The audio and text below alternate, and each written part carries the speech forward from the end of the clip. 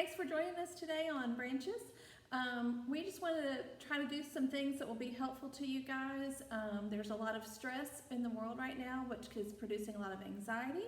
And so we want to give you some tips and some things that can help you. I think one important thing is just understanding what's happening in your body can be very helpful. If you understand what's going on, it doesn't feel as scary. So if you're experiencing high levels of anxiety or stress, what's happening is the amygdala inside your limbic system is setting off alarms.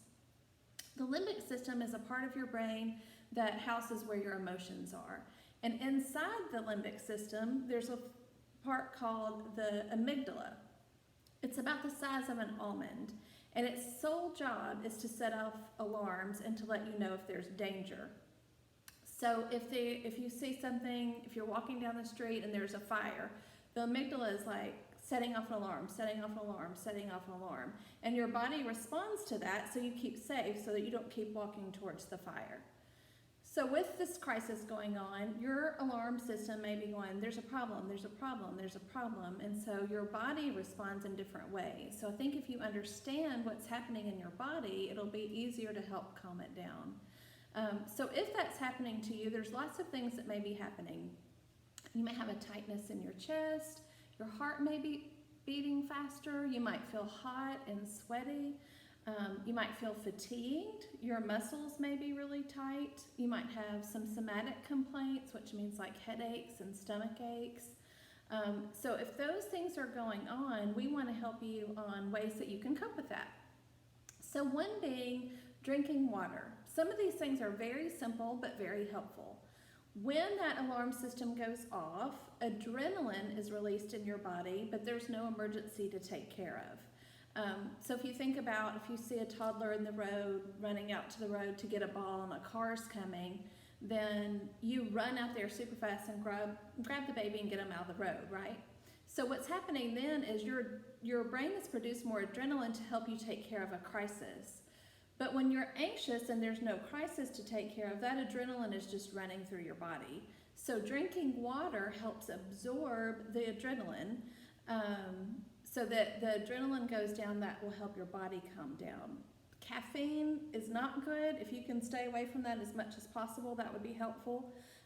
There's adrenaline in caffeine, and if you're already anxious and then taking in more, then that's just going to make it worse. Just knowing that things are just can be very common, like you might want to sleep more. You might want to sleep, like maybe you can't sleep at all. Some people are thinking, oh, I've got to have a nap and I'm so tired and I need to escape, and other people are laying in bed wide awake and can't sleep.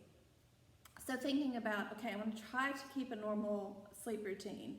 If you typically don't take a nap, I wouldn't try to implement that now. At night, do the same things. Take a warm bath, brush your teeth, read a book, stay away from screen time about an hour before bedtime. Just having a regular bedtime routine is going to be very helpful.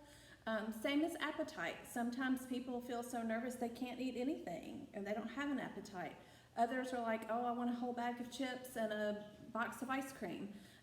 So trying to eat healthy and what you normally eat is very important. So far we've talked about water, sleeping, and eating.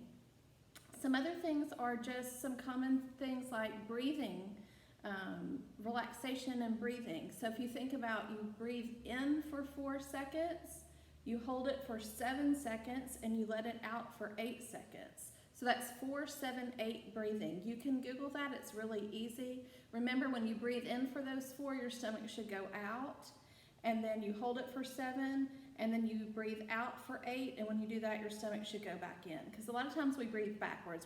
We breathe in and we go and breathe, suck in, but really your stomach should go out when you breathe in. So it's kind of opposite of what you're used to. Simple things like going for a walk.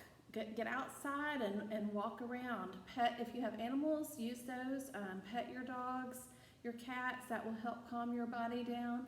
Staying connected to friends is really important. Daniel Crosby, one of our great counselors, is going to be talking about that on another video on how to stay connected during this time.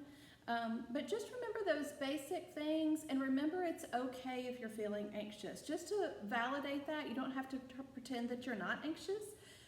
Just acknowledging it is helpful. Like, you know what, I'm just really having an anxious day today. Take that in and just be able to validate what you're feeling and try to stick to a normal routine. We're all in this together, and the best thing is God is in control. And He has given us 365 verses about fear. That's one for every day. So we can just look those up and put truth into our bodies, and that will help us calm down too. We love you guys, and we're thankful for our Branches community and for all of you listening. And let us know if we can do anything to help you, okay? Bye-bye.